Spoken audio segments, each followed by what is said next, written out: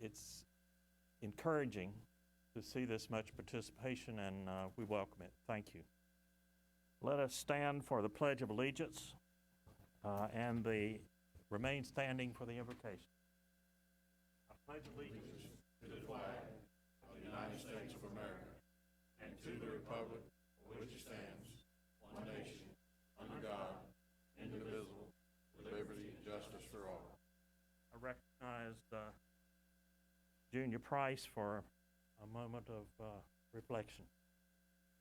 Comes from a sad heart tonight. I have to tell you that the town has lost one of our citizens. He worked two cousins' pizza. He was a 20-year-old young man, a Christian boy. He delivered pizzas there. His name was Manuel Shelton. Everybody called him Man. Lost his life in a car accident Monday morning at 12:30 a.m. So a moment of silence in memory of Manny.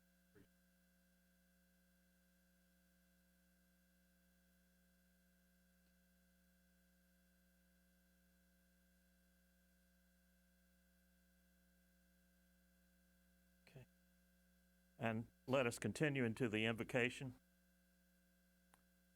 Almighty God, we ask your presence among us. We ask that you allow us to listen to each other, that you allow us to do this in a fair and appropriate way. We ask that you walk with us through the agenda of tonight's meeting, and that we do what is pleasing in your sight. Amen. Please be seated. Have a motion to approve the minutes of the January 26, 2021 Board of Adjustment. I make a motion. All in favor, please raise your right hand. Okay, it's so ordered, Madam Clerk. There's some feedback coming from that, please, ma'am. Now, before we swear in the witnesses, I want to kind of set the stage. Dan Hartzog is our town attorney, done a good job for us. Dan, if you'll get there to the microphone, if you'll explain for the people here the process that the Board of Adjustment has to follow. Sure.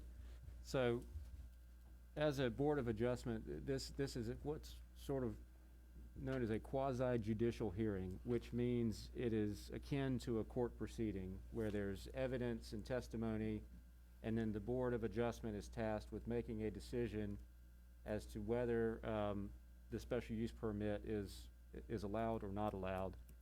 It is different than a public hearing in that, public hearing would just be, are you in favor or do you oppose? And you come forward and you say, well, I'm in favor of it for this reason. I oppose it for this reason. This is a quasi-judicial proceeding, which means that instead of just public comment and opinion, what the board is tasked with deciding is it needs to be based on testimony and evidence. So what the board does on a special use permit is try to decide if the applicant for the permit meets 5 requirements that are set forth in the Town of Angier's Code of Ordinances. One is whether the requested use will not impair the integrity or character of the surrounding or adjoining districts. 2, that the requested use will not be detrimental to the health, morals, or welfare. 3, that adequate utilities, access streets, drainage, sanitation, and/or other necessary facilities have been or are being provided. 4, that adequate measures have been or will be taken to provide ingress and egress so designed as to minimize traffic congestion in the public streets. And finally, that the special use shall, in all other respects, conform to the applicable regulations of the district in which it is located, except as such regulations may, in each case, be modified by the Board of Adjustment. So what is before the board tonight is an application for a special use permit, which means that the board is tasked with deciding whether those 5 factors are met. If those 5 factors are met, then the applicant is entitled to the special use permit. If they're not met, then they're not entitled to the special use permit. That's generally what's before the board tonight. The board has to make the decision based on evidence in the record. So they do not have preformed opinions. They're not going to make their decision based on anything other than what is presented to the board tonight. So if you have testimony, evidence to present, the board will take that into account as they try to decide whether these 5 factors are met. Because it is quasi-judicial, it needs to be in the form of testimony, which means that there are certain areas that require expert opinions, such as traffic congestion, property values, things like that, that would require an expert or someone with a background in that area to testify to. So, that's, the board will be looking for competent evidence and testimony about these 5 factors and trying to determine whether these 5 factors are met. So because of that, I think, make sure that if you speak, you keep in mind that you're providing sworn testimony, not just, a thought or an opinion, but sworn testimony about these factors. That's kind of the focus of what the board is looking at tonight. Okay, Dan, question. Can we talk about applicable conditions before we go through the factors? So with a special use permit, the Board of Adjustment is entitled to add conditions to the special use permit. So, for example, they could say, well, we'll grant the special use permit, but only under these following conditions. But those conditions have to be geared towards meeting one of those 5 factors. In other words, if a factor is not met but could be met with a reasonable condition, then the Board of Adjustment is entitled to require the applicant to add that condition to the application. Okay. But only if it is intended to meet one of those 5 factors that we discussed. Okay, I forgot to ask you about this, but that means we can look at conditions before we look at the factors. Correct, yes. Okay. All right. We've got a lot of folks here. I welcome that. There are 2 attorneys representing groups. There is the applicant who will present the case for the applicant, and the applicant and the attorneys will have more leeway since they are bringing multiple people before us. The standard will be 3 minutes for individual witnesses, and that may not be shared with others. The attorneys may request additional time, and if you are qualified as an expert witness, and I would ask that if anyone seeks to be qualified or is to be presented as an expert witness, if you will refer that to me, and I will make a ruling with the consent of the board. Are there any questions at this point about the procedure? Okay, hearing none. If you are in the room and have signed up as a witness, then please come up to the clerk and be sworn in. Mayor? Yes. I've already sworn everybody in outside. Outside? To make it easier. So everybody's been sworn in? Sean, and the applicant. Mr. Chairman, my witnesses did not sign in to be sworn in. Okay, if you'll come forward then. So have the other witnesses inside been sworn? Yes, sir. Okay, so everybody's sworn. All right.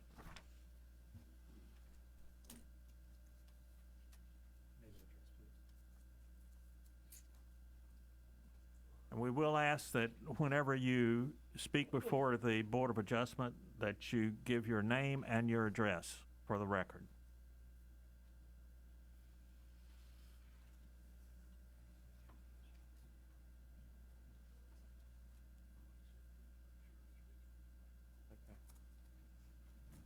And also, just to be sure that everybody can hear, if you will speak into the microphone here, please.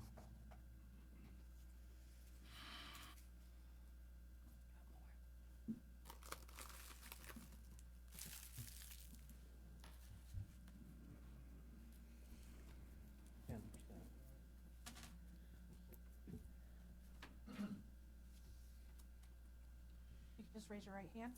Do you promise to tell the truth, the whole truth, and nothing but the truth, so help you God? I do. Thank you.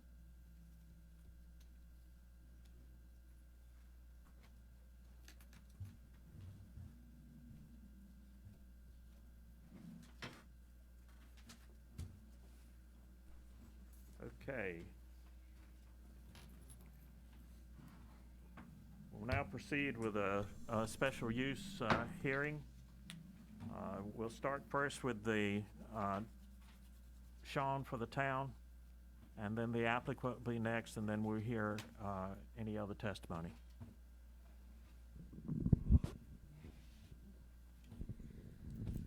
And you need to say who you are, too. Thank you, Mr. Mayor. My name is Sean Johnson. I'm the planning director for the town of Angier. I'm presenting here tonight on behalf of the special use permit application received by the planning department earlier this month. The property in question is located on Highway 210, just west of the corporate limits of the town of Angier. The property is currently owned by Mr. Daniel J. Honeycutt. The applicant in question tonight is Mr. Brian Raynor. The PIN number is on the screen in front of you. There is a vicinity map just lower on the screen. This is an aerial map taken from Harnett County GIS showing the property outlined in this blue color with the red arrow pointed to the center of the property. It is approximately 15 acres in size and currently vacant. The applicant's request for a special use permit is for an asphalt plant proposed on the property in question. This most closely relates to the heavy/industrial manufacturing use found in the Angier zoning ordinance.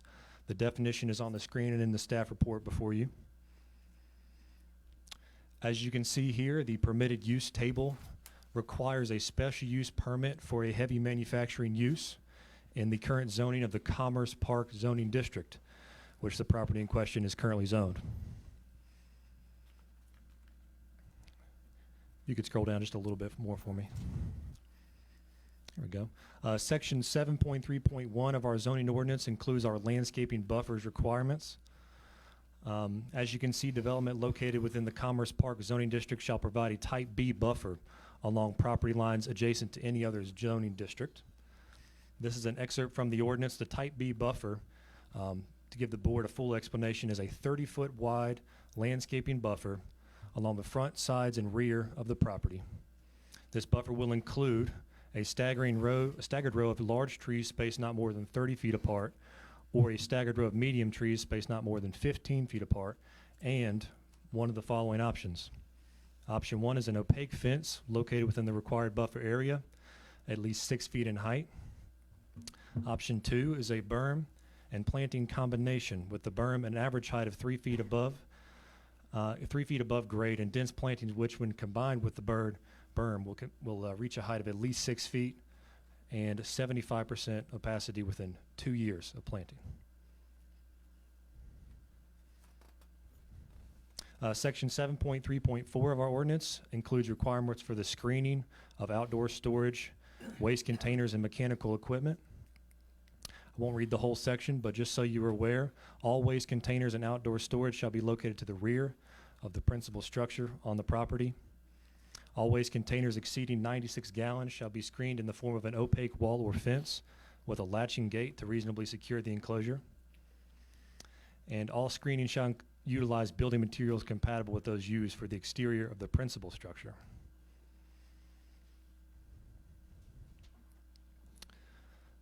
Veronica, if you wouldn't mind flipping to the other PDF with the site plan. Thank you. A site plan has also been received along with this special use permit application from the applicant. The idea with the site plan is to propose a plan that meets as many of the ordinance requirements up front as possible. Like the attorney mentioned earlier, the Board of Adjustment does have the right to place additional conditions above what is on the site plan in front of you, so long as it is intended to meet one of the special use permit 5 criteria of approval. It is very difficult to see on the screen here. I'm going to go through some of the highlights for the board. The light green color extending around the entire perimeter of the 15-acre property represents our Type B 30-foot wide landscape buffer. More on that in just a second. The roadway of Highway 210 is represented by this gray shaded area out front.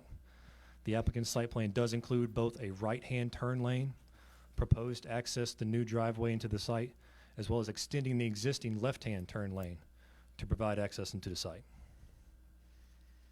The shaded area here represents the area of the 15 acres to be improved, which accounts for approximately 4 of those 15 acres. That is approximately 26% built upon or impervious surface proposed. There is an existing pond represented by this blue oval to the far east of the site. If the applicant exceeds the 26% impervious, he will be required to upgrade that pond to account for stormwater on the site. Veronica, if you could flip back to the previous PDF. Let's see. Okay. I have a section here on the screen entitled Adjacent Development. Wanted to run through that with the board quickly. Directly northwest of the property, there is one single-family home. There's also an open auction yard to the north. Directly south or southwest of the property, there is another single-family home, as well as 2 openly farmed properties. Directly east of the property is a larger tract which is mostly wooded. It does have a farmed portion. And directly west of the property is Highway 210, and opposite 210 is farmland. There are 2 single-family homes within approximately 500 feet of the property in question. The distance from the closest structure on the proposed site plan to the 2 adjacent homes, based on the scale provided on the site plan, is approximately 160 feet to the house to the north and approximately 200 feet to the house to the south. In other words, the site plan improvements are going to be made to the interior of the lot, not directly adjacent to the property lines. Like I mentioned, the site plan shows a right turn lane installed on Highway 210 and the extension of the left turn lane on Highway 210 to serve the new proposed driveway. There is no additional right-of-way proposed to be dedicated. We discussed briefly the Type B landscape buffer. Can you scroll down a little bit? Yeah. Doesn't quite fit on the screen here, but this is a detail taken from the applicant's site plan showing a visual representation of the landscaping proposed to meet the Type B buffer requirements. As you can see, there is a 3-foot tall earth berm, a dirt berm, with a 6-foot tall black vinyl fence, which will be opaque on top of that berm, with a large tree, as provided in the options in the ordinance, on the rear or interior of the property of the berm and fence combination, creating a solid buffer between the adjacent properties and the site.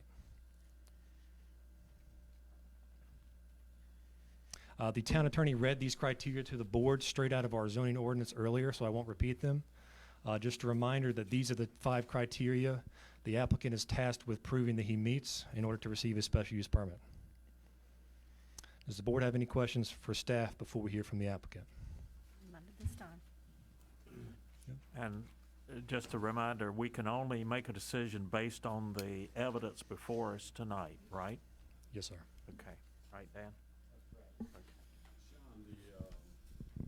Sean, the property is 160 feet plus 200, right, 76, 200 feet. What is that?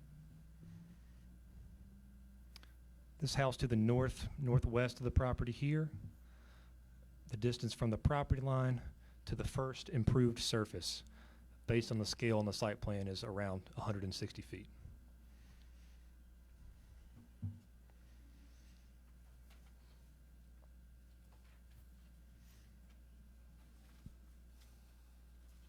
Any further questions from the board? Was it my understanding that the structures that's being placed on the lot, is that a paved area, hard surface, or is that pervious? It's a little bit difficult to see on your screen, but the darker gray area is an improved asphalt surface, where the lighter shaded gray, I believe, is an improved gravel surface.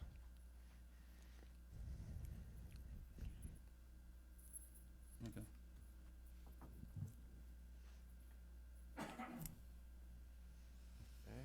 Any further questions of Sean?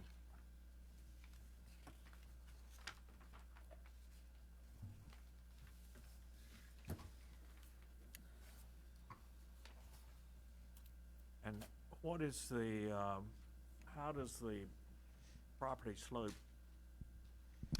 Generally, from west to east, from Highway 210 towards the rear of the property.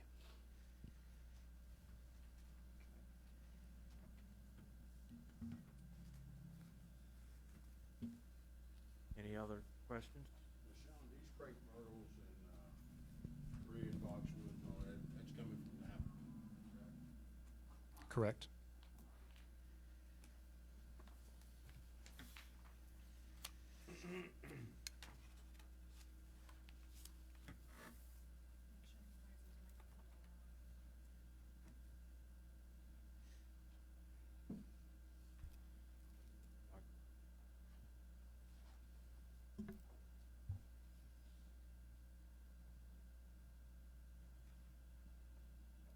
Any further questions? Okay. Don, if that's your presentation, we thank you.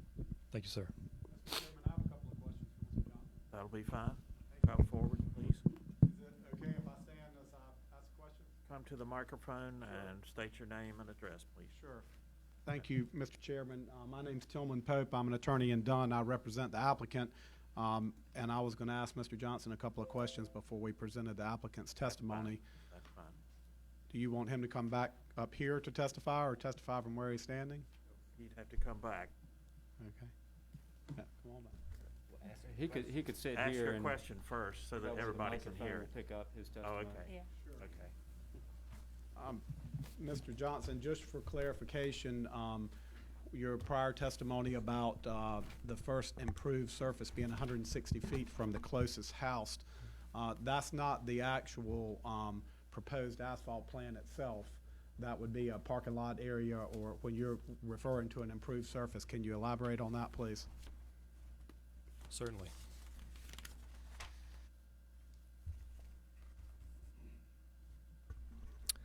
Like I mentioned, there's two variations of a gray color on the site plan. The portion closer to Highway 210 is a darker gray, which is labeled as asphalt on the site plan. The lighter gray color is labeled as a gravel yard, which I was also referring to as a improved surface. Okay. Thank you. And can I show you what I've marked as exhibit number 1 and ask you if you recognize that document? Yes, sir. And what is that document? This is the staff report submitted to the Board of Commissioners during the rezoning hearing for the property in question on April 6th this year. Okay. And is that a staff report? Is that a report that you prepared as the planner for the town of Angier? Yes, sir. And is this a business record that is regularly kept by the town of Angier in connection with rezoning applications? Yes, sir. Mr. Chairman, I would like to introduce exhibit number 1. So admitted, if you'll submit that to the clerk, please. Yes, thank you. If you'll hold on to that. Okay. Should be one for each. Thank you. There may be an extra in here. Yeah, let's see.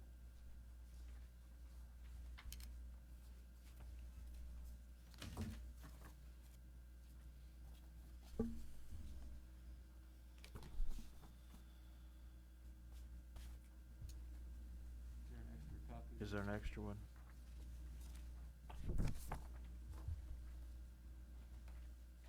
Mr. Johnson, could you please turn to the second page of exhibit number 1? And at the top of page 2 of 4 of exhibit 1, can you explain for the board the zoning compatibility, what that depicts? Yes, at the top of page 2, you'll see a box on the left side of your page with a excerpt of the zoning map surrounding the property in question. The dark yellow color represents both the town of Angers and the Harnett County's RA 30 district, which the property was previously before April 6th. The darker green color represents the town of Angers Commerce Park district, which the Board of Commissioners approved for the property in question on April 6th. Okay, and based on that approval and your staff report to this board in connection with this application for a special use permit, if you were updating that zoning compatibility, The subject property would now be shaded in the same dark green as those adjacent properties. Is that correct? That's correct. Thank you. I don't have any further questions for this witness, Mr. Okay, Chair. thank you, Mr. Stillman. Anything else from the board? Yes. Come to the mic and state your name and address, Mayor. please. He has to be sworn in. Oh, okay. Oh, you're not, okay. Thank you. Good evening. My name is Stephon Bowens. I am an attorney. My physical address for my office is 555 Fayetteville Street, Suite 300, Raleigh, North Carolina. I am here on behalf of a number of residents for whom I will disclose during our presentation, but most notably here present is Ms. Carlotta Reyes and her family. I'm sorry, can you all hear me? Or I didn't catch your name, sir. I'm sorry. My name is Attorney Stephon Bowens. Bones. I'm wondering if your testimony, your witnesses should be heard after the applicant. That's He would be entitled to question any witnesses. Right now, you'd be limited to questioning John. Correct. yeah. And at this point, my understanding is I would be limited to asking questions related to essentially what was asked by the applicant. I may have further questions for Mr. Johnson during my presentation. That's fine. Mr. Johnson, with respect to page 2 of the zoning compatibility, related to the zoning compatibility, on that map, what are the zoning designations for the properties immediately adjacent to the property? For example, when you went back earlier in your presentation, you talked about the properties to the north, northwest, to the south, southwest and away. Are you able to pull that up again? Yes. There's the property to the north, northwest, and there's the property to the south, southwest. The zoning of both of those property, as shown on the map on page 2 of Exhibit A, and currently is the Town of Angier's RA 30 zoning district. Okay. And what are the listings for the other properties which you identified during your presentation? The adjacent properties to the property in question include that RA 30 zoning district. The properties in green on page 2 of the Exhibit A are what we call our Commerce Park zoning district.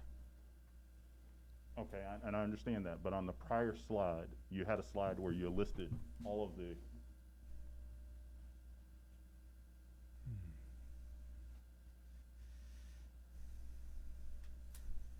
It was before that. It was a slide where you specifically, not in this document, but in your actual presentation.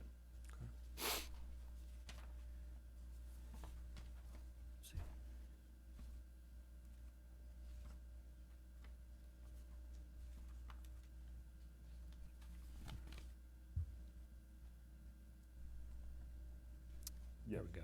The adjacent development, under that heading. Can you tell me the identification for the zoning for those properties? Sure. I'll go through in order here. Directly northwest of the property, the single-family home is zoned RA 30. The open auction yard, let me double check, is zoned Commerce Park.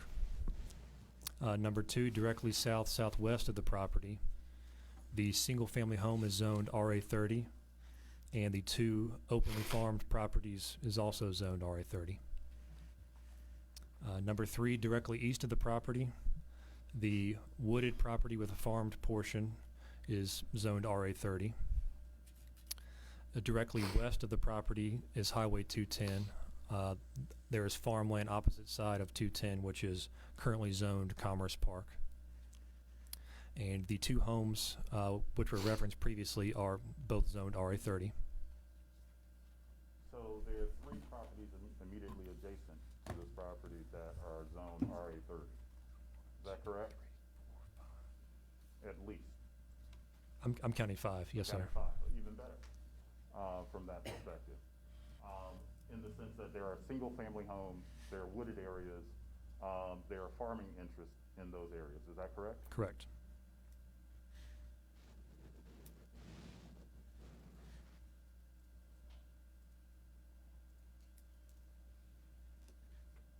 And can you tell me the basis upon which this particular property was required to get a special use permit?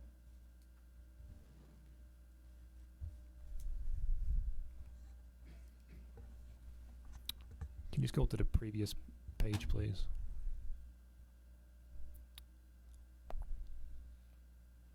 One more. Here we go. Section 3.3, which is our permitted use table. There is an X on the screen in that red box below our Commerce Park District indicating a special use permit is required. Is that required for all Commerce Park District properties? Oh, no, sir. Just those uses meeting the heavy manufacturing definition in the ordinance. So going back to your zoning compatibility, on page 2 of your staff report for the rezoning. On page 2 at the top under zoning compatibility, for Commerce Park, heavy industrial is slated for special use. Is that correct? Correct.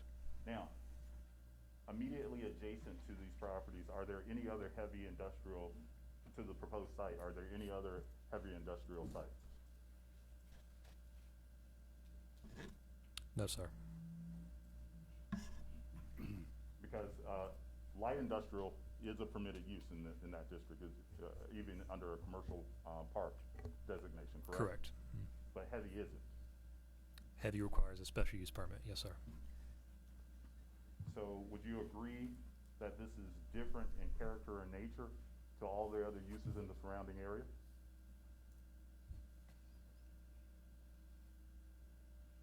Determining character may be seen as subjective.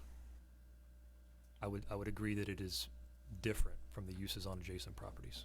Certainly there's a difference because, in fact, the ordinance wouldn't require a special use permit for heavy industrial if it wasn't different, correct?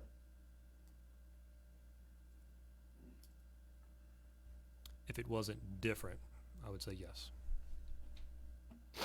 So you would agree that because it is in a heavy industrial area, or a heavy industrial use, that it is different from the surrounding properties? It is different, yes. No further questions.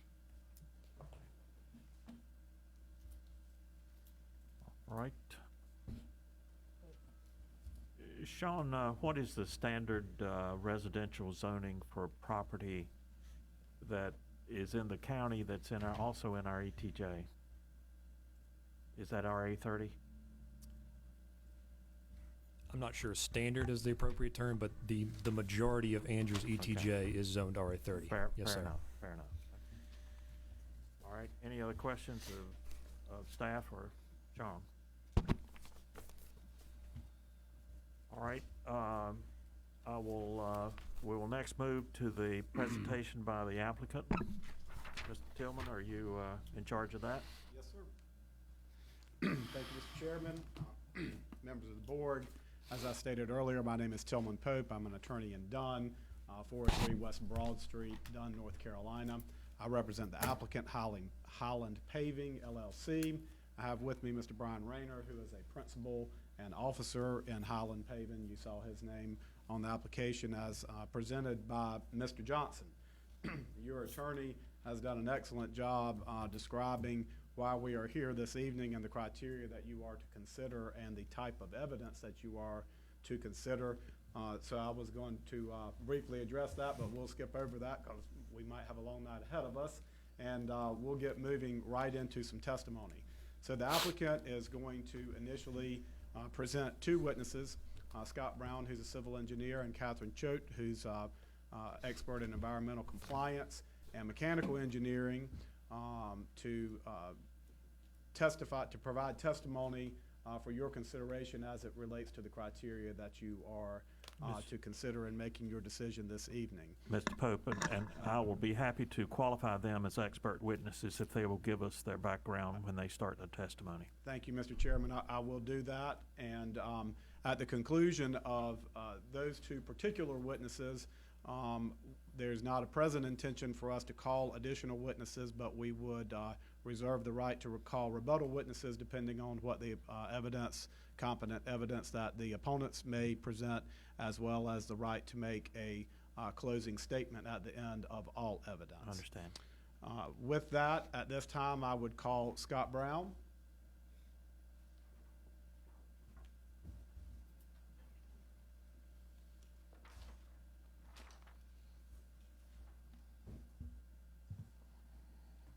I apologize to the board, but I think I'm gonna have to sit and try and do this, so I might be speaking towards the back there, Scott.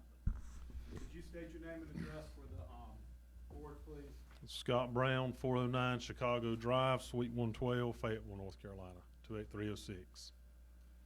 And, Mr. Brown, would you provide the board with some background on your education? Just a moment. Are you picking this up okay? Yes, sir. Okay, continue, please. Okay, I am a licensed professional engineer. I have been practicing graduated NC State University with 2 Bachelor of Science degrees, one in environmental engineering, one in bio and ag engineering. I'm 24 years experience and a partner and owner of 4D Site Solutions since 2006. I have worked for Army Corps Engineers, another consultant firm, and have been producing site plans for anywhere, and stormwater plans, erosion control plans, from schools to industrial sites to subdivisions to commercial sites for many number of years, and have actually submitted 3 or 4 plans to the town of Angier in the last 6 months or so. Mr. Chairman, at this time, I would like to tender Mr. Brown as an expert in the field of civil engineering. Okay, I find that his qualifications are sufficient to qualify him as an expert in civil engineering. And with the consent of the board, I do find that he's an expert witness. Now, Mr. Brown, tell the board what your involvement is in connection with this application. We were contacted by Mr. Brian Raynor to survey the site. We've done a boundary survey on it, prepared the rezoning application, and as well as prepared the site plan, prepared the basis for the special use permit application. We put the plan together. We have talked and traded emails back and forth with Mr. Johnson to make sure that what we were doing was in compliance with the town ordinance, and as far as meeting deadlines, submittal deadlines, and make sure the site plan was complete and was in compliance with the ordinance. Brown, I'm going to show you what I've marked as exhibit number 2 and ask if you could identify that for the board, please. Yes, sir. It is the site plan that we prepared and submitted to the town of Angier as part of the special use permit application. And per your testimony, this particular site plan was attached to and as a part of the application that's already been received into evidence? Yes, sir. And would it assist in your testimony to have this exhibit seen and reviewed by the board? Yes, sir. Okay. I'm moved to introduce exhibit number 2 at this time, Mr. Chairman. It's admitted, and the board already has a copy, so if you'll just give it to the clerk, please.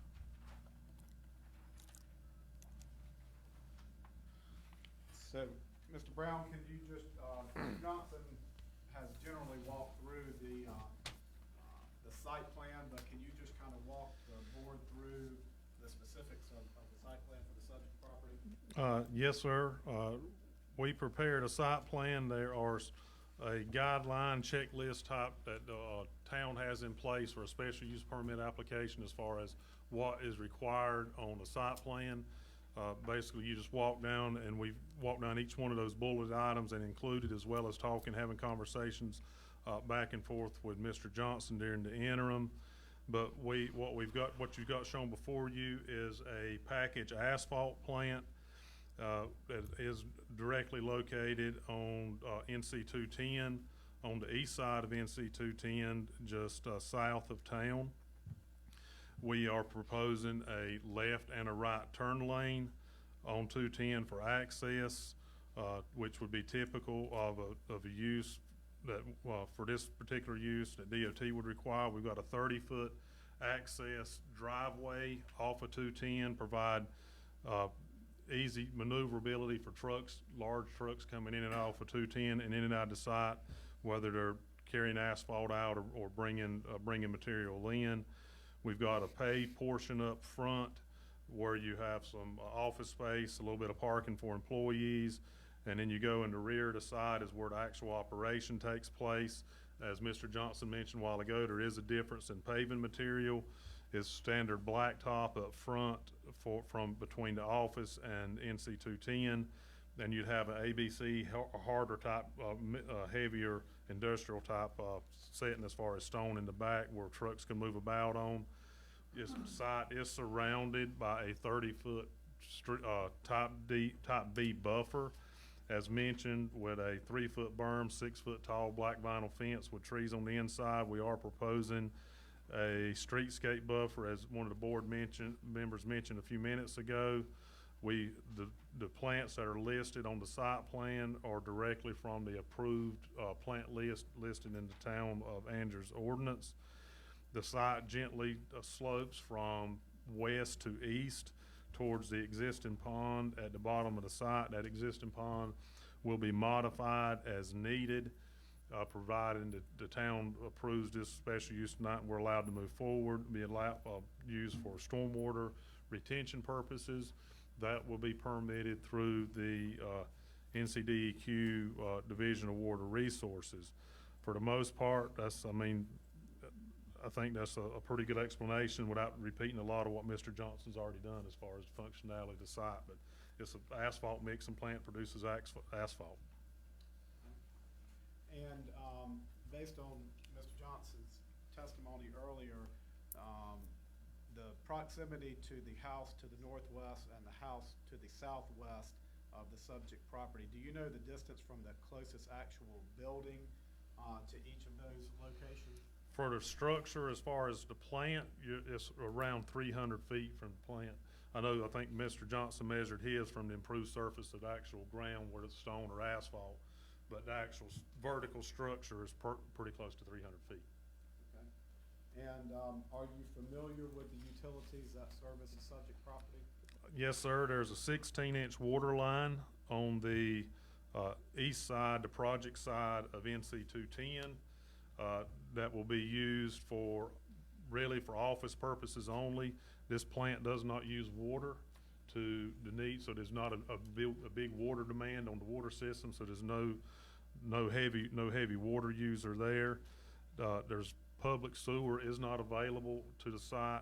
We have had a preliminary analysis took on the site with a licensed soil scientist, and soils are suitable for septic. There'll be a private septic system to treat sewage. The water would be, as far as domestic water, would 16-inch tap off of NC 210, and the plant would use very little water. I think that my counterpart can speak more to that later. Okay. And is there gas available at the property? I am not aware of any gas available at the property. That we didn't come across that in the survey, and I didn't come across it in anything that we looked at. Based upon your knowledge of the project and experience as a civil engineer, are there adequate utilities present on the property for this project? Yes, they are adequate utilities. It's set up nicely. There's no in danger of draining or flooding out NC 210. The water naturally flows to the south. As Mr. Johnson mentioned, we're only about 26% impervious, which is a relatively low number for an industrial site, so there should be no issues with stormwater runoff, and we've got an existing pond that we can modify to take care of that, so we should be in good shape. With respect to access streets And 210, what can you tell the board about your site plan and how that addresses access? There's an existing left turn lane that terminates to the north of the project. We're picking up that existing left turn lane, extending it fully through to the development, and putting a right turn lane so that we won't impede any flow in and off the site. Based on the latest NCDOT ADT, there's approximately 12,000 trips per day, and this is the typical requirements that DOT would look at whenever of a project of this nature, and anything above and beyond that would be worked out with DOT at the time of permitting. And based on your, this is a DOT maintained right-of-way? Yes, sir. It's a NCDOT maintained right-of-way. Any encroachments or access to that right-of-way would have to be permitted through the District Office, Division 2 in Fayetteville. So the driveway permit will ultimately be up to the North Carolina Department of Transportation? Yes, sir. And based on your experience as a civil engineer and the regulations currently in place by the Department of Transportation, do you have an opinion as to whether or not this site plan meets their current criteria for a driveway permit? In my opinion, it would be found acceptable. They would approve it as shown. Okay. Now, you spoke earlier a little bit about sanitation. Yes, sir. How would sanitation be provided for this project? There'd be very little need. You would have restrooms and the office space, but they would be a private septic system like most of the community, the surrounding community has for residences. And there's not going to be a big waste generator as far as for the septic system, but the soils out there are adequate for a facility of this size, no doubt. Okay. And are you aware of there being any other necessary facilities other than the utilities, access, drainage, and sanitation that we've already discussed for the operation of an asphalt plant on this particular property? No, sir. And we've already talked a little bit about access streets, but in your opinion, does this site plan provide adequate measures to provide for ingress and egress to minimize traffic congestion on the public streets? Yes, it does. And is that through the turn lanes as shown on the site plan? Yes, it is. And those turn lanes are based on current regulation criteria by the North Carolina Department of Transportation? Yes.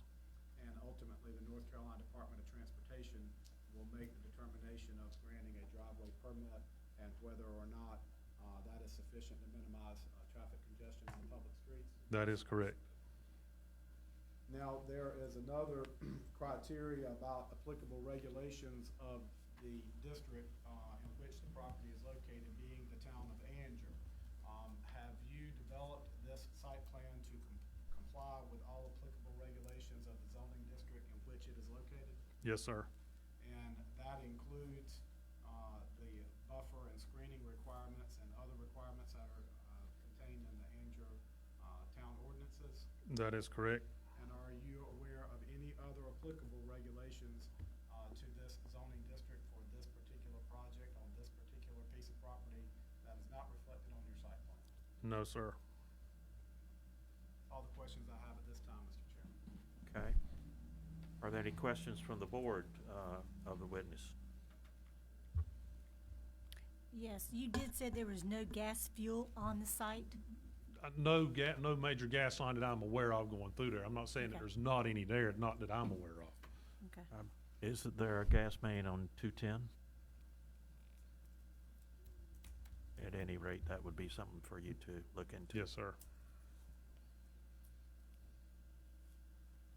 Any other questions?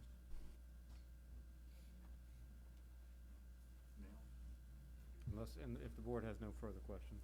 Okay, yes, you may ask. Please get as close to the mic as you can. Okay. Well, we've got, and we welcome all the people who are listening online, so it's important that you get close to a mic. We might use the microphone over here in some Yeah. capacity Do if we- it will Do we have an extend. extra mic by any chance? Will that extend any? Any I further? don't mind the exercise. We can do some. Okay, just be conscious that there are people trying to listen online. Well, I think his voice actually carries better than he is with a mask on, so. Okay. So just both of you use the microphone, please, Okay. sir. Again, my name is Attorney Stephon Bowens, and I represent a number of residents here tonight, including Ms. Reyes, who will be testifying later. Mr. Brown, you said by training you're a civil engineer, is that correct? Yes, sir. Is there a distinction between a civil engineer and, for example, a traffic engineer?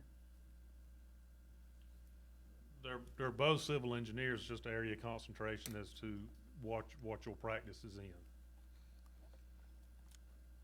And is your practice in traffic engineering? No, sir. I'm gonna just step back here. We got back and forth for that. Yes, no,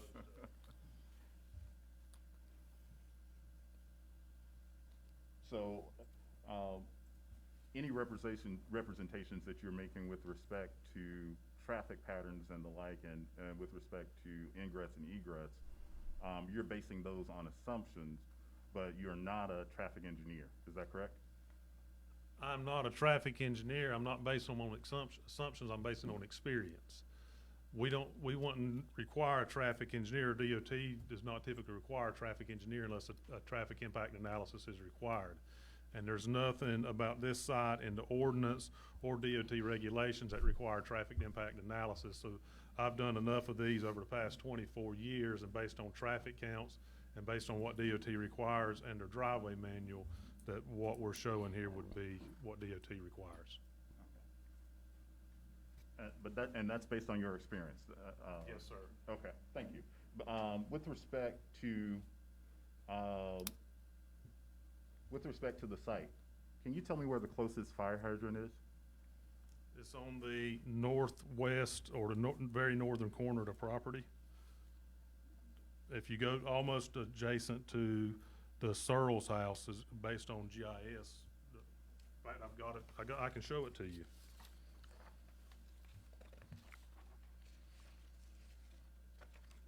That red dot's a fire hydrant. Okay, and is that depicted on your site plan? If you could show that to the board as well, please. The upper corner of the property, there's a red circle, You can show them. and that red circle is a fire hydrant. It's an adjacent piece of property. I see this, thank you. Y'all can pass it around. I don't And that fire hydrant is not on your property, is that correct? On the proposed applicant's property? It's not on anybody's property. It's in the right of way. Very, thank you.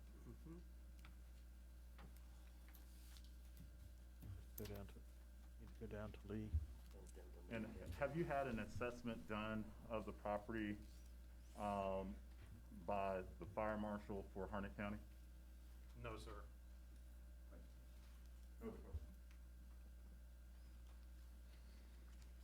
Anything further? Okay. Thank you, Mr. Brown. Thank you.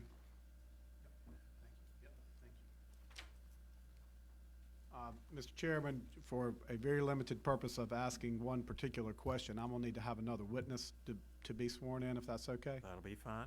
Mr. Raynor, if you could approach your clerk and be sworn in, please. Are you Brian? Do you promise to tell the truth, whole truth, and nothing but the truth, so help you God? And if you'll state your name and address, please, for the record. Brian Raynor, 2204 Bayview Drive, Fayetteville, 28305. Mr. Raynor, are you a principal and officer in Highland Paving LLC, the applicant? Yes, I am. And in connection with your position with the applicant, have you made an inspection of the subject property concerning available utilities? Yes, I have. And do you know whether or not gas is provided, based on your own personal knowledge, do you know whether gas is provided to the property? Yes, sir, I have. And you've been able to confirm that? Yes, sir, we have. I don't have any further questions, Mr. Chair. I take it gas is utilized, would be utilized in the plant. Yes, sir. Any other questions? Mr. Raynor?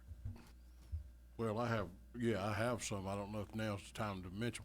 Mr. Raynor, will this Angier plant, is it a batch mix or is it a drum mix facility? It is a drum mix facility, but we have a professional here to discuss that, to go over the plant.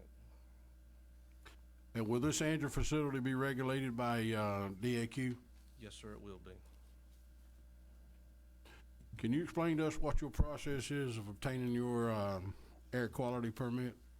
Yes, sir, we'll have a air quality engineer to submit it to DEQ and with the modeling, and then the DEQ will issue that permit. Okay. Junior, can I ask a question? Yeah. With that, obtaining that permit, how often is it then continually checked? It's annually, and they can routinely check it. They can show up at any time? Yes, sir. But it is required once a year to be rechecked? Yes, sir. Mr. Raynor, I think the question that Commissioner Hawley was asking, I know you're gonna have equipment out there, correct? Yes, sir. How do you plan on fueling those equipment out there? And if so, how are you planning on, if you were to have any leakage, fuel leakage on site, how would you plan on cleaning It will it? all be contained. It'll be in a containment area. Be in a containment area. Okay.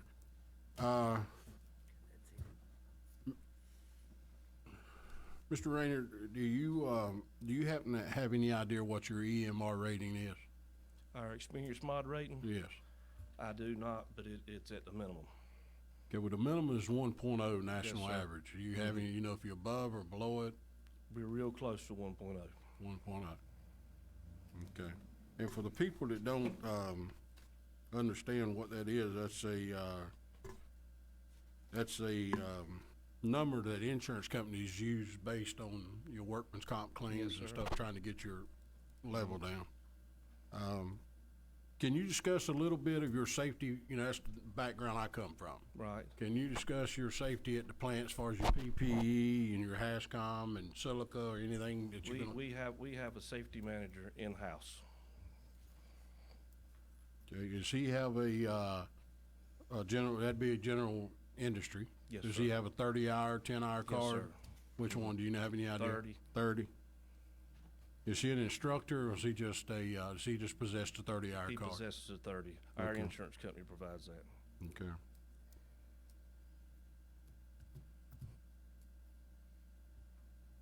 Okay, thank you. I have a couple of questions, Mr. Raynor. Are there other similar plants in the area? If so, where are they, and are they? There is a similar plant in the area, approximately 6 miles. I think it's in the town of Lillington, which will be 210 south of this facility. Basically, right across from, there's a nursing facility there adjacent to the restaurant chains right inside of Lillington.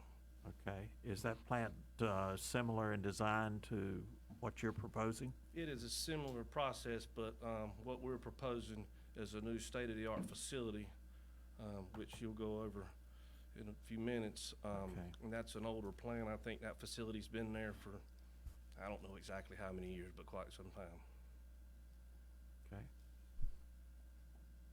Any other questions, folks? All right. Thank you, Mr. Raynor. Thank Unless he has. Was there another question?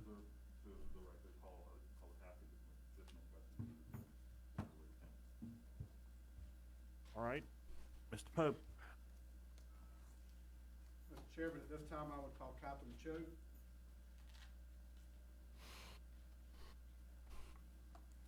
State your name and address for the record, please.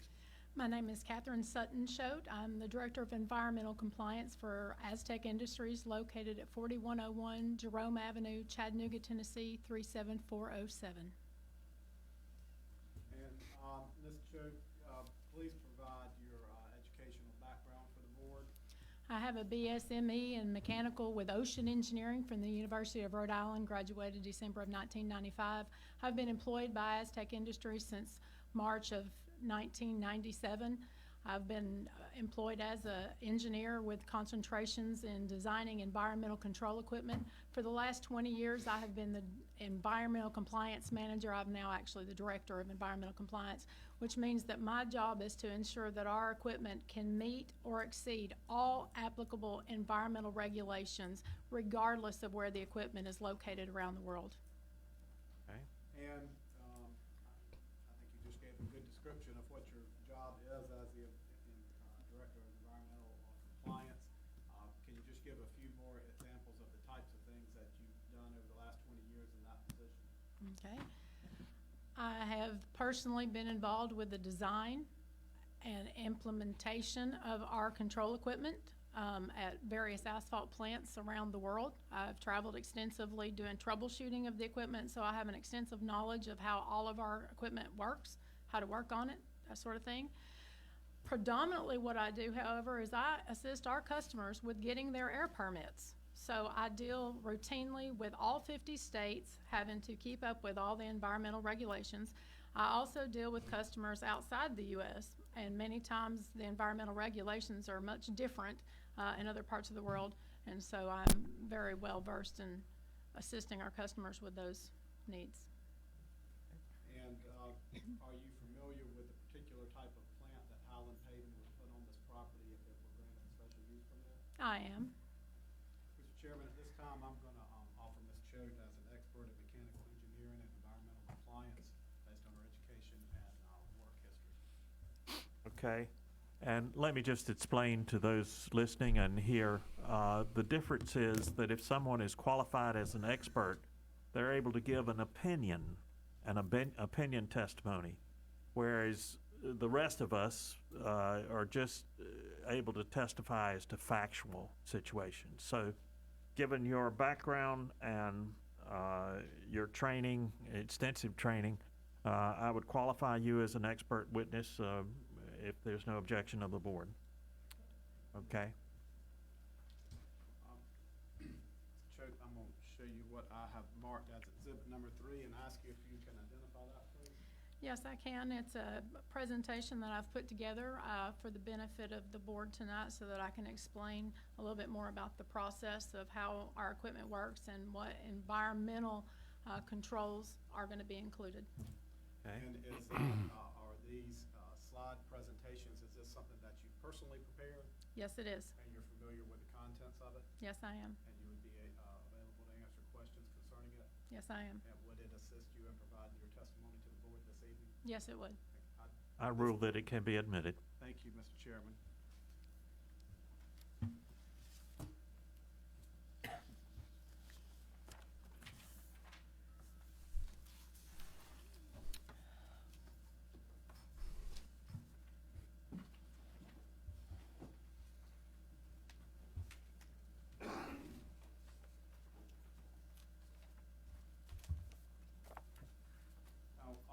Ms. Choate, can you maybe start by just explaining to the board what asphalt cement is, which is being the product that would be produced at this plant? Okay. We're going to... I'm sorry, I didn't mean to interrupt you. As I ask you questions, if there's a particular slide in the presentation that would assist in your testimony to the board, if you could identify that slide before you give your answer, that may help. Okay. We're going to be kind of bouncing around a little bit. I wasn't exactly what order we needed to put the slides in. So if you want to flip to this page right here. Would you indicate to those present what that is? It's going to be a picture of asphaltic concrete. Looks like pavement. It's going to be a picture of it with words on it. And that's exactly what you are looking at. Asphaltic concrete, which is the technical name for paving mixtures. It's also known as bituminous concrete. Colloquially, we all just refer to it as asphalt, but technically the asphalt is just the liquid binder with which we glue the rock together. So when we're making paving mixtures, it's predominantly 95% inert aggregate, and it's being glued together with an asphalt cement, which is actually the byproduct of petroleum distillation, which will not be occurring at the site. We use binder that is prepared at another facility and simply brought in by truck. And can you explain the difference between asphalt cement and, say, tar paving material? Okay. Tar is often used, and that is totally an incorrect term to apply to a paving mixture, because tar is a coal-derived product. This is not a coal-derived product. Asphalt cement is the byproduct of petroleum distillation, and I will explain petroleum distillation. If you would prefer me to go ahead now? That would be fine. Okay, if you will flip to the page that has basically a listing of some light-ins on it, kind of a little tower. It says asphalt cement to the right side. Yes, it does. Okay. Give you a little bit of background on where our main ingredient comes from. When they process crude oil, what they do is they completely vaporize the crude oil. They take that liquid crude and they inject steam into the process to completely turn all of it into a gas, because they want to separate out the different fractions that are within that crude oil. And so what they do once they have all these gases is they send them over into an atmospheric distillation tower. Now, if you've ever seen a picture of a petroleum refinery, these are those very tall spires, and they're filled with bubble trays. And so as the gases start moving up because they're hot, the temperature within the tower starts cooling down. And so what's happening is, as the different fractions that make up that crude oil reach those lower temperatures, they start condensing into liquids. So at the very top of the tower, we have the very light fractions like the LPG, the naphtha. And as you go down into the tower, we start getting to the heavier products, the gasolines, the kerosenes, the diesel, okay? And so that's how we're getting all the different petroleum products that we use for various industries. The leftovers at the bottom of the tower is actually the asphalt. And it's used for roofing applications, it's used for paving applications, because it's very viscous. And when it cools, it's a solid, and it makes it very particularly good for a driving surface. And is it recyclable? Yes, it is. Asphalt is 100% recyclable. If you'll flip back to the second actual slide, you'll see a milling machine. And no doubt you've seen a paving process going on somewhere in your community, and there's usually, right before they actually start laying the mix down, there's going to be a paver that comes through that takes up the first couple of inches off the top of the roadway. Okay, they're going to resurface, we call it resurfacing it. So what they do after they've milled the top of that roadway, they take that material to a different facility, they process it, then they bring it to the asphaltic mixing facility, and we can reintroduce it up to 50% back into the mix. So it makes it a very green process. In fact, hot mix asphalt is the #1 recycled product around the world, both by volume and percentage. Is there any water used in the process at the plant that would be located on this site? No. In fact, what we are doing is we are having to dry the rock off. The product we're using to bind the aggregate together is petroleum based, which means it's an oil. So oil and water don't mix. So in fact, we're trying to dry the aggregate off so that we get the water out of it, so we don't use water in the process. Explain for the board, if you would, how the actual process at this particular plant would operate. Okay.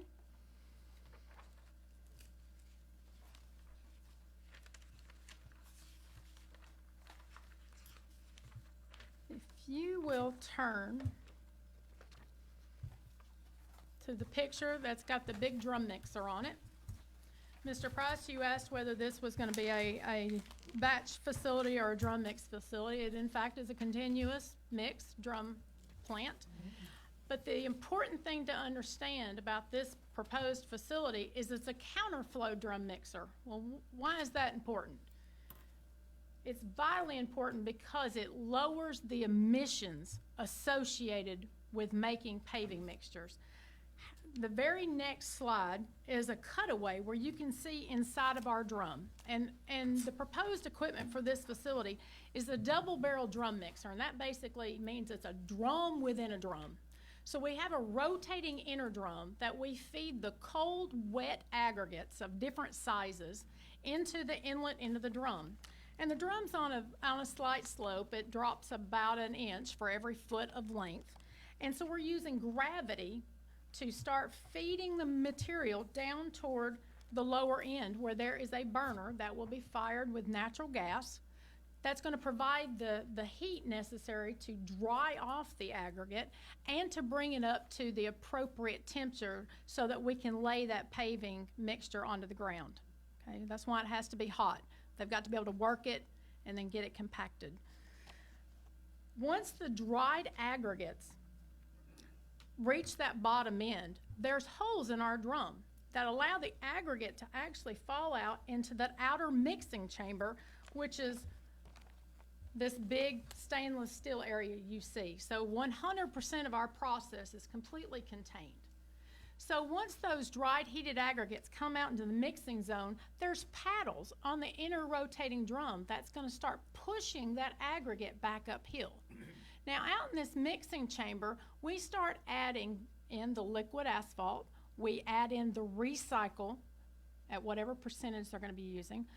We actually add in dust that's been collected from the process because this drum is going to be under negative pressure 100% of the time that it's operating, which means we're pulling air into the unit so that it does not blow anything out of it. So we're sucking air in, and then all that air is actually forwarded right over to the bag house. So if you'll flip a couple of pages, this is a bag house.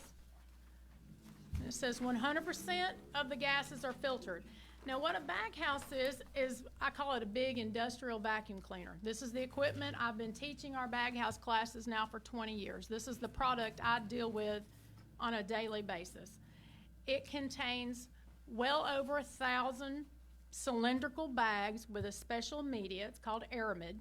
Means it's suitable to deal with the temperature of the gases going through the bag house. And what happens is any of the dust that gets pulled out of the drum, because we've got to pull the steam out of the drum, as we're pulling those gases, we're going to pick up some dust and it's going to come out.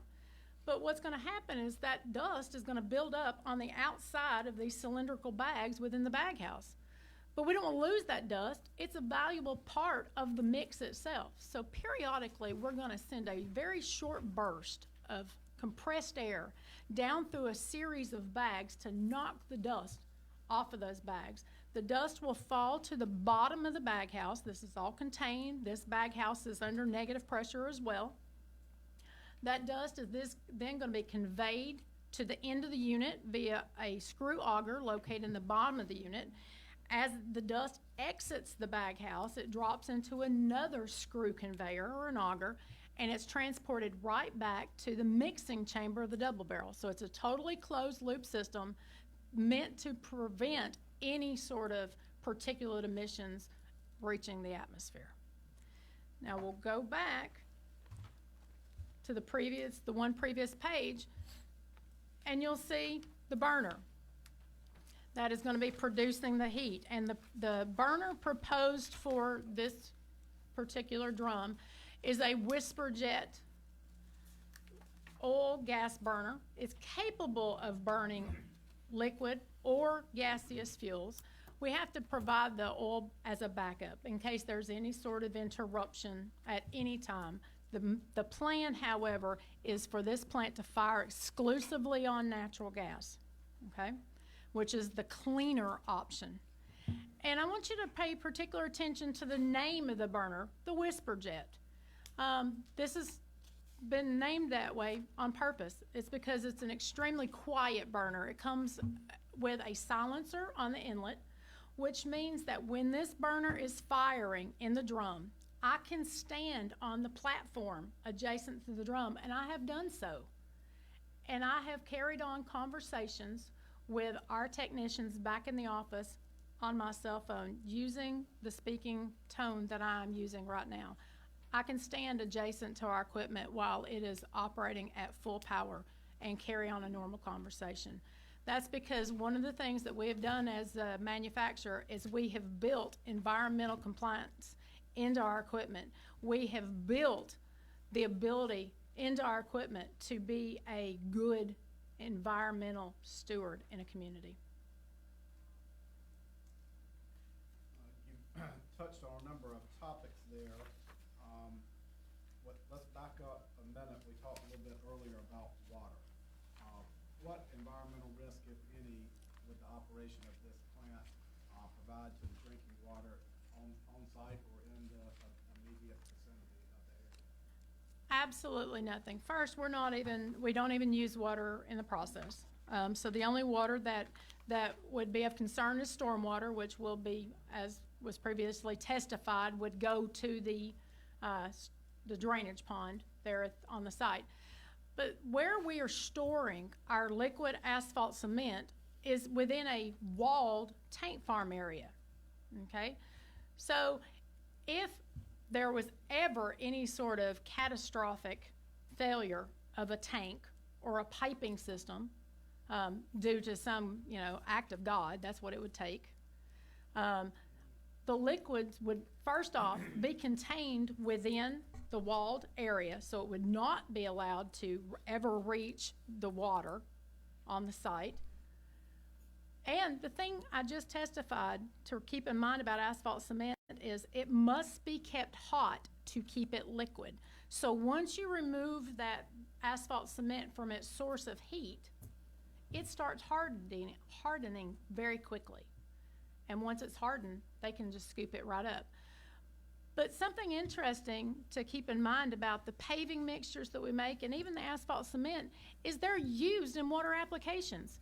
Hot mix, same paving mixtures we have on our roadways, they're used to line fish hatcheries all over the Pacific Northwest. They're used to line water reservoirs in California. It's an inert product, and it's not going to be harmful to the water. And on this particular slide that I'm looking at regarding how asphalt doesn't pollute water, can you talk about the percentage of roadways in the U.S. that's currently being paved with asphalt concrete? I really need to update this slide. It's actually closer to 96% of roadways in the U.S. at this time are paved with asphaltic concrete because it is an inert product and it is not harmful to the environment. So over almost 96% of our roadways throughout the U.S. are already paved with this product because of its safety. And you talked a little bit about this earlier regarding the noise level for the operation of the plant. Describe for the board how the current plant that is proposed to be put on the subject property is different from plants that were built 10 to 20 years ago. One of the big things that we've actually done in recent years is we've implemented variable frequency drives. Now, most of y'all probably are not really going to appreciate that. So let me tell you how we've had to control airflow, because the big exhaust fan that we're using to pull gases through the drum is usually our largest source of sound at a plant, okay? Because what we do is we turn a huge fan at a constant speed and we throttle that airflow with a damper. Okay, so that's very loud because we're forcing air to go past these blades. Well, now what we do is we got rid of the damper and we've put a variable frequency drive on the fan. So now if we need less air, we slow the motors down. We slow the fan wheel itself down. What's the benefit? It's much quieter. And we've implemented this type of technology throughout the equipment. Let's talk about air quality. Okay, this is my specialty here.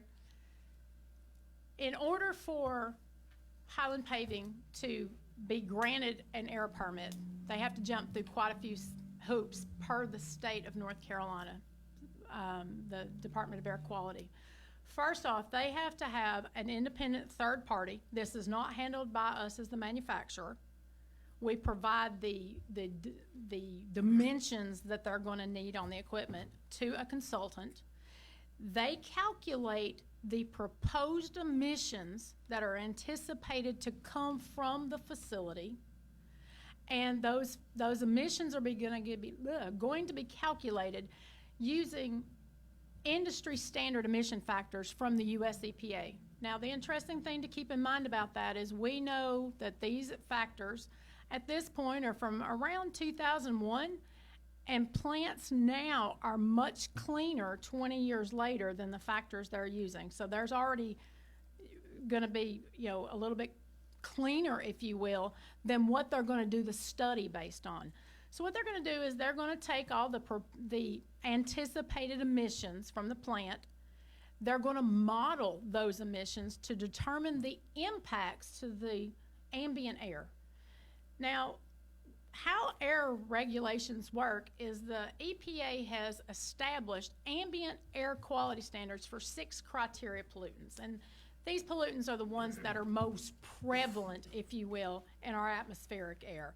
And things like carbon monoxide, oxides of nitrogen, volatile organic compounds, okay?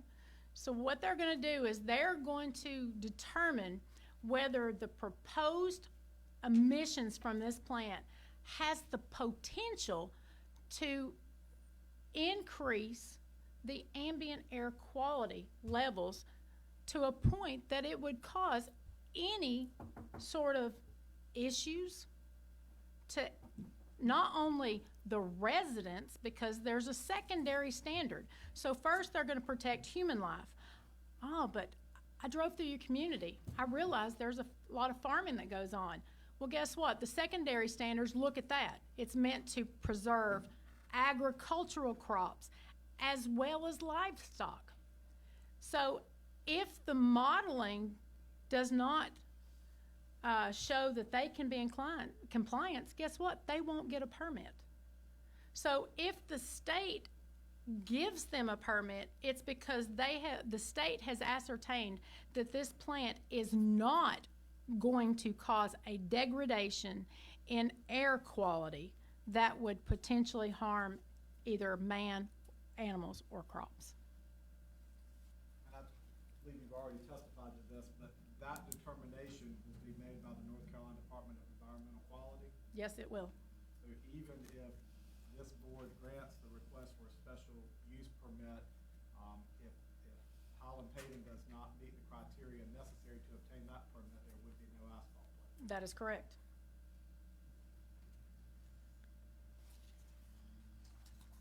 I believe you have a couple of slides starting with asphalt fumes being the first one in mind. First off, let me kind of define what I mean by asphalt fumes. Y'all have, I'm sure, seen a paving operation going on, and you see that little bit of fumes that are coming up off the roadway. That's asphalt fumes where the asphalt cement has been heated, okay? It's because it's a petroleum product.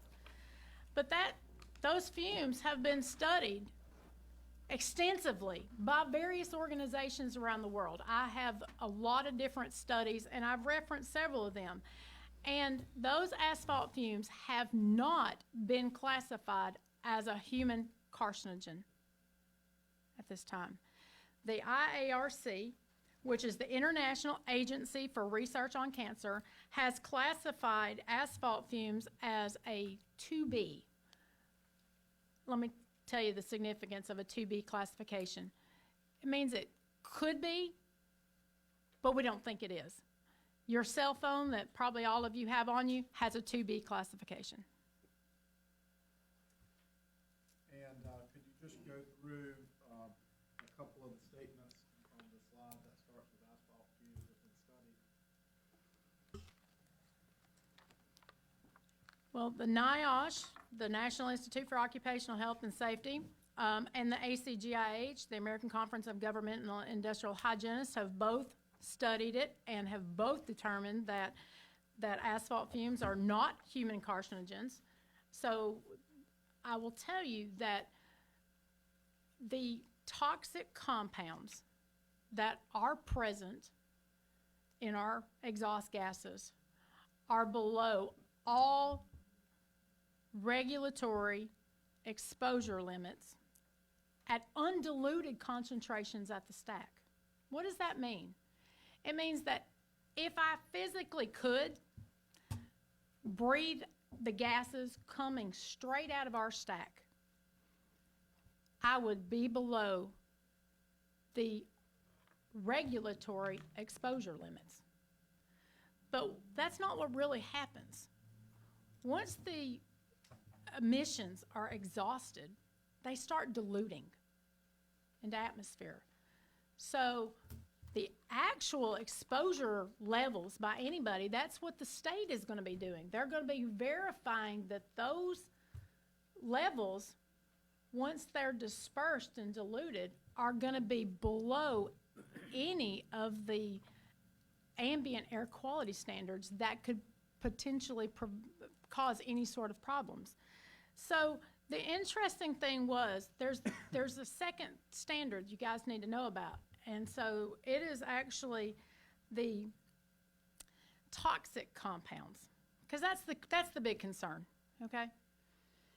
And so back years ago, the government established air quality standards for toxic compounds as well as those criteria compounds. But because these were toxic compounds, the standards were a little bit different, okay? So what the US EPA did is they established what's called the maximum available control technology for these niche apps, which is basically the limits on them. It was kind of the ambient quality, ambient concentrations of those pollutants. And what those MAC standards, maximum available control technology, is it said if you're part of any one of these industries, not only we're going to tell you you have to limit your emissions, we're going to tell you how to do it, okay? And so it was things like craft pulp plants, power generating plants. We're talking about large, major sources of emissions. Well, after all the studies that have been done by various agencies came in, the US EPA recognized that a hot mix production facility is not a major source of toxic compounds. And not a single plant could be, because the amount of production that any asphaltic concrete plant can make is limited. No plant can run 24/7, 365. They're limited first by weather. We can't pave when it's raining. We can't pave when it's too cold. You got to have somebody that's buying the mix, okay? So when you take into account all the limitations on a facility, the EPA recognized that no plant anywhere in the U.S., even those making large amounts of mix, well over 100 tons a year, or 100 or million tons a year, this plant proposed for this community couldn't approach that. It's not a big enough plant. But even those big, major sized plants, 500 tons an hour, like we build out in other communities, none of them can be a major source of emissions. So the US EPA delisted us from the MAC standard. We're one of only 3 industries that has ever been done for, because they recognized the truth about the emissions from our equipment. You have a slide that at the top starts with computer-controlled operation, 4.9. I do. Explain that for the board, please. I sure will. Back when I first started in this industry, when I would walk into a control house, it would be panels. And you had all these different push buttons that the operator would have to manipulate in order to make the equipment run. Those days are gone. Now when you walk in the control house, you're staring at a bank of computers. Because all of our equipment is completely 100% controlled by computers. There are sensors all over the equipment monitoring operations continuously.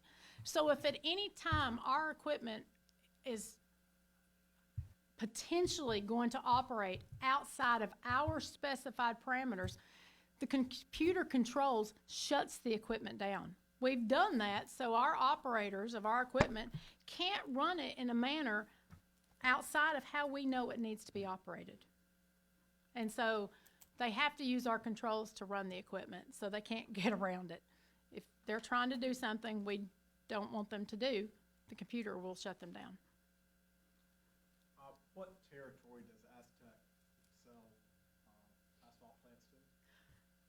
We're in well over 100 countries at this point. And do you have a guesstimate as to how many asphalt plants that you've been to that your company has sold during the course of your career? Oh my, I've been to hundreds of plants at this point. I was saying earlier today, I wish I had kept a record of all the places I've been. I have visited personally hot mix asphaltic plants in Asia, in Australia, in South America. I've been to 41 different states to see plants, so I've been around. Can you describe some of the locations of these plants and their proximity to other businesses and residences? I sure can. We go into communities all the time. We're adjacent to houses, we're adjacent to banks, we're adjacent to schools, we're adjacent to restaurants. We know that plants have to be around communities where the asphalt is needed. There's a limited haul distance, okay? We've got to have the hot mix still hot enough to put it on the ground. So that means you can't put a plant way out away from where you actually need it. And where do you need asphalt? Where people live. So we kept that in mind, and we design equipment so it can be compatible with communities so that we can get the mix to where it's needed.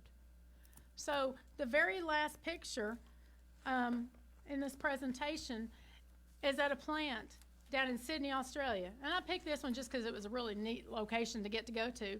But you'll notice that you got this very large hot mix facility right here, right beside the Burger King. That's one of the very first Burger Kings in all of Australia. And then right across, those are extremely expensive homes down there. All homes that are expensive in Sydney. But that is a particularly nice neighborhood right there. And you can see how close we are.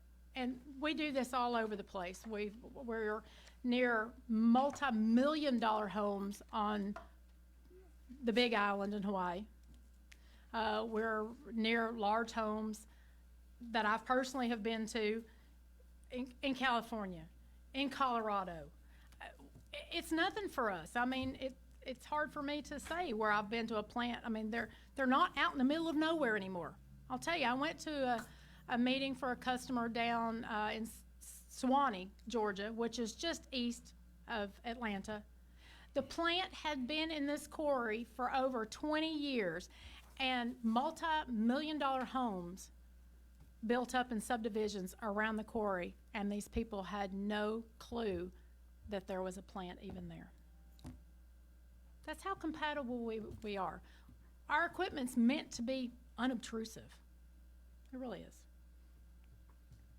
And based upon your education, training, and work experience, is there anything about the proposed operation of this asphalt plant that you believe impairs the health or safety of the people that would work there or live in the surrounding area?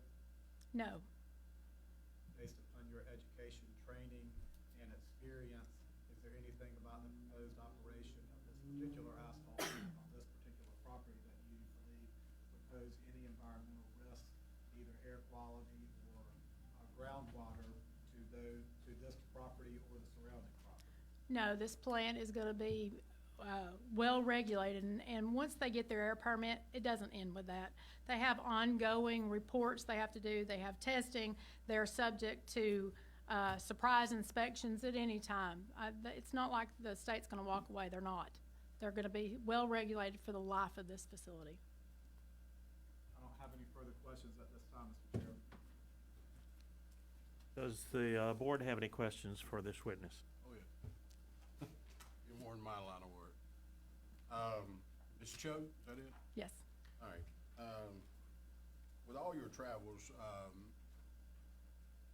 maybe people out here don't know, but North Carolina is where we rate in the highway systems we got in the United States. You have any idea? We're rated number 2. I was not aware of that. Yeah, we have over 80,000 roads that we maintain, and they're building more every day. The temperature of the asphalt, once it reaches the job site, does it have to be 2,500 or 250? 250. Before it be rejected. It's gotta be above 250. Correct. Because it has to be hot enough that it can actually be laid down with the paver. Correct. So there's limitations in terms of haul So that's distance. the reason, you want to build them as close to your job work areas. That's right. Because if it's too cold, guess what? All of that hot mix, if it's too cold once it gets to the site, they have to reject every bit of that. And it has to go back to the plant, and now it becomes wrap. They can reintroduce it, but that's gonna delay the paving. So that means the roadways are gonna be shut down even longer while they wait for additional mix to make it to the site. February 12th, 2002, the EPA removed HMA plants from the major pollution sources.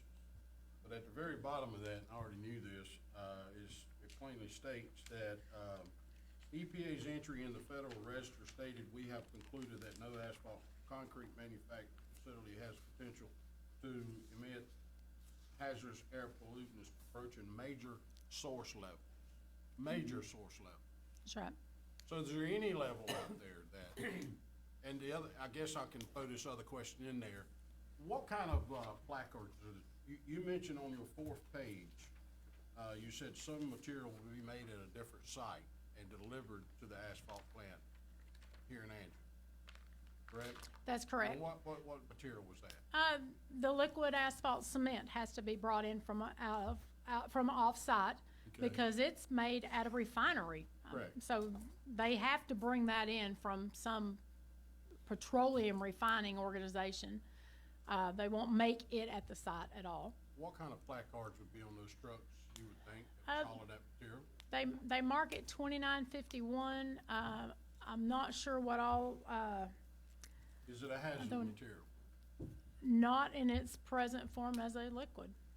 So you do not know what 2951 stands for? I do not, I don't get into, I'm more on the air side, I apologize. Now, my understanding is, most of with your road construction, when you start talking about crystalline silica, the exposure to that is when you disturb the rock and disturb the stone. Are you gonna have any silica on this, because you mentioned something about you reusing recycled asphalt. Are you gonna be using, do you have any concerns at all about silica exposure at this site? And if so, do you have a water spray system that you're gonna, how you gonna control that? Well, all the aggregates can be brought in from offsite as well, and most of the rock that's gonna come in has some moisture level to it. And that's really what prevents the dust from blowing around when it's out in the stockpile areas, is it has water on it. Part of his air permit, if it's granted to him, will include provisions that he must have a dust suppression system. Now, he's got several options. Water suppression by wetting down the stockpiles, wetting down the roadways to control any sort of particulate matter, including silica if it's present. We've actually had some testing that's been done by some of our customers that has not found it at all asphalt plants. It really kind of depends on the type of aggregate. Yeah, and I take it everyone there would be trained in silica and. Yeah, so once, If there's any laid on, if there's any spread, any on the ground, they would use Hippovax and that's right. whatever it takes. That's right, and from what we've seen, it has not been an issue at any of the facilities. But once that aggregate, which is wet, going into our equipment, all of our equipment is under negative pressure. That means none of it's getting out. We're filtering it all. And our bag houses have a collection efficiency of over 99.96%. So we're doing all that we can to prevent any sort of emissions, dust emissions from getting out. Catherine, the last question I have for you, if you don't mind, is, and it's long, it's section, I'm pretty sure you're familiar with it. Section 0.04415A of the North Carolina Administrative Code. How does the Angier facility plan on establishing certain maximum limits on perimeters of air quality considered desirable for the preservation and enhancement of the quality of the state's air resources? North Carolina's air pollution control law shall be to prevent significant deterioration and ambient air quality. How does the Angier plant? That's exactly. I know you talked about a lot of it. Yeah, but that's exactly what the Department of Air Quality is going to do.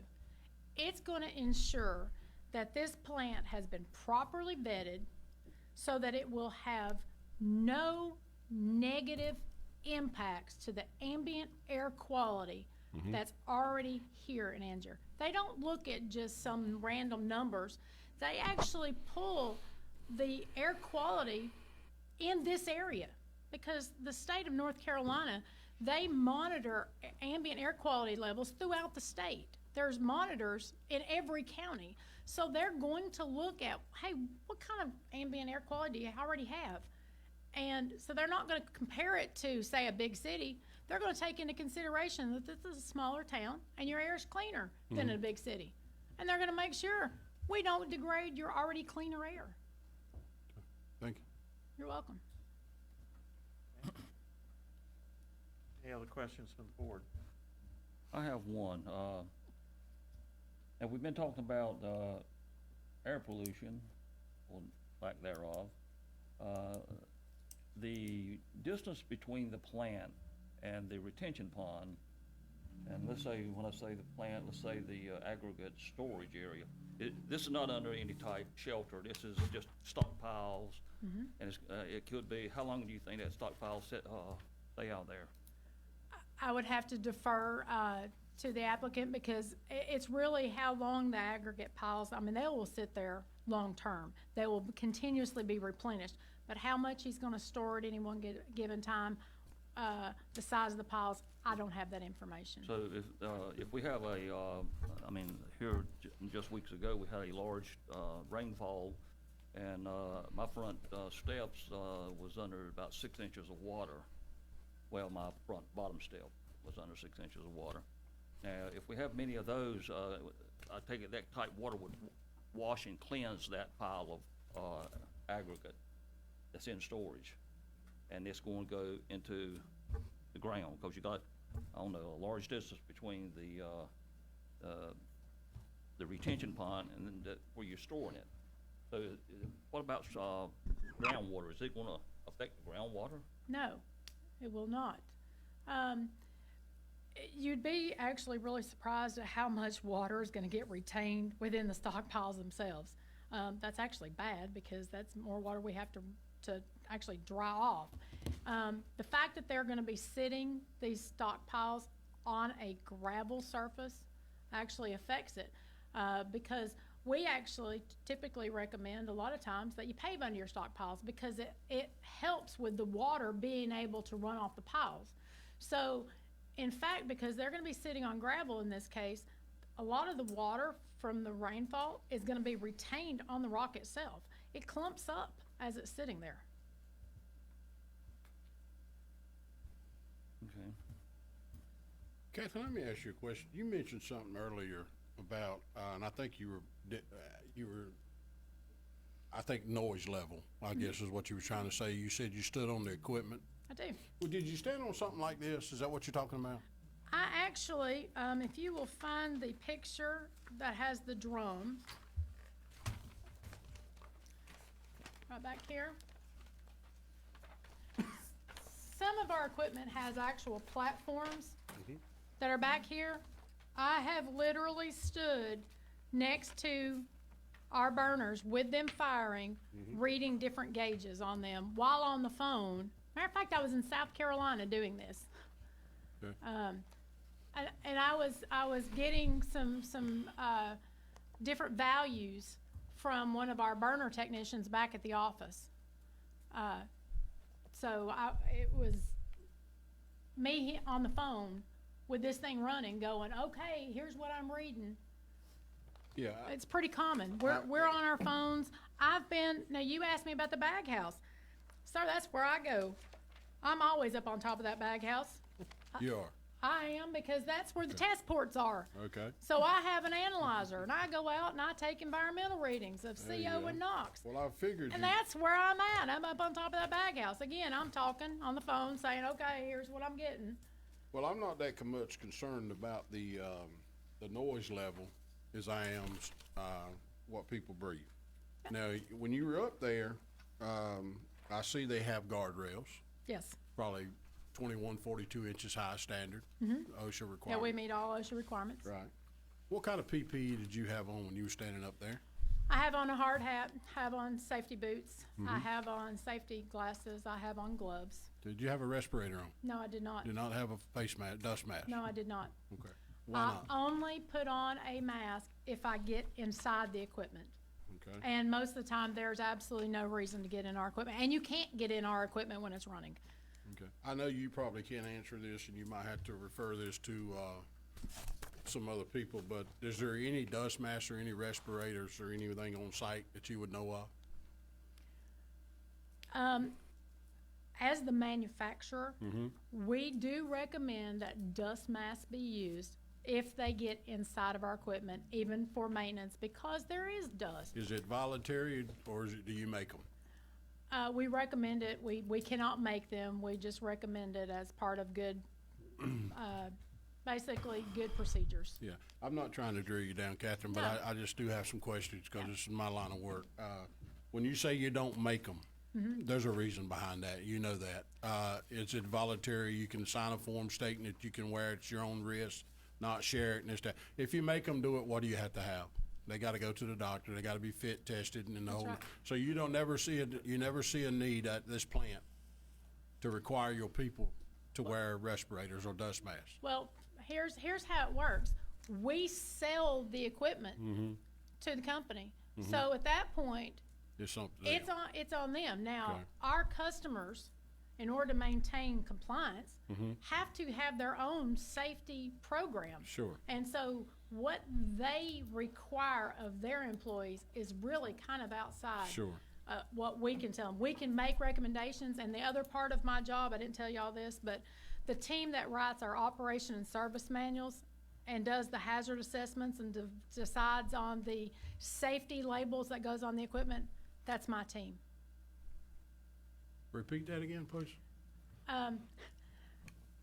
The team that did all the hazard assessments, that decided what safety labels were needed, and the team that writes all of our operation and service manuals, including all the safety recommendations, that's my team. Okay. We worked on our manuals for the last 3.5 years. Okay. And they're And so- constantly changing. And so we recommend dust mask when you get inside the bag house and inside the drum. Okay. But Have a- dust masks, not respirators. Okay. Catherine, I have a question. In your travel around visiting many different plants, what sort of conditions have been placed on them, such as time limits on time of operation and things like that?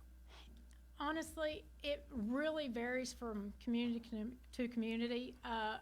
Obviously, in the last probably at least the 10, 15 years, you'll find that a lot of plants are having to run at night, and that's very common because communities don't want their roadways shut down when people are out and about.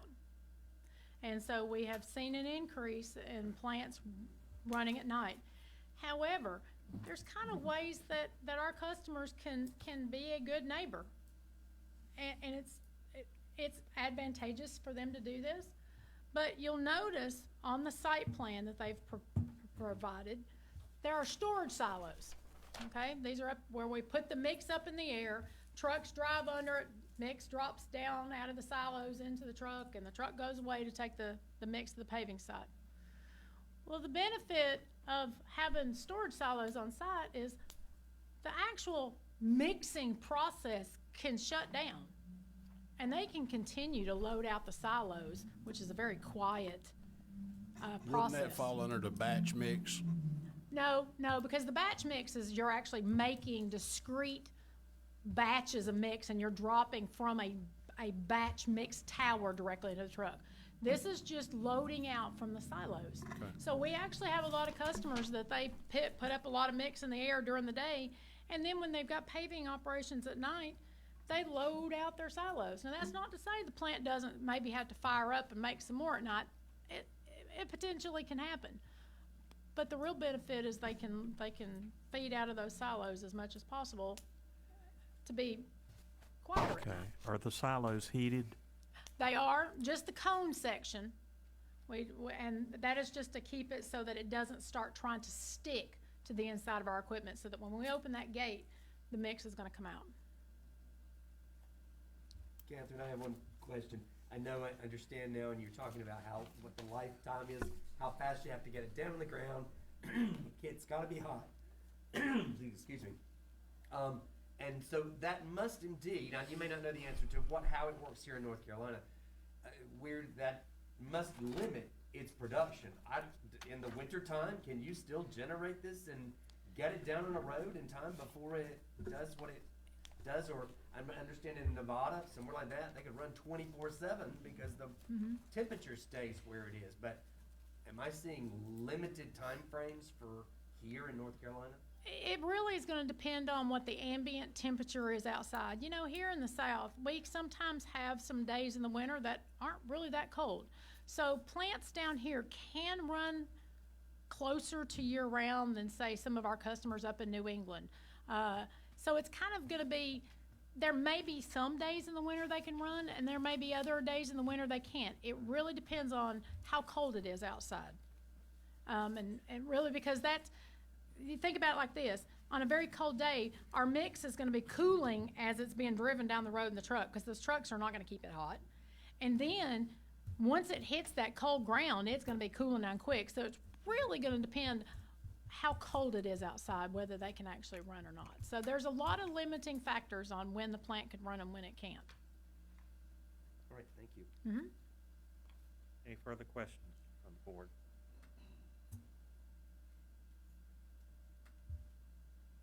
Any questions from anyone else? Catherine, thank you. Thank you. Very informative.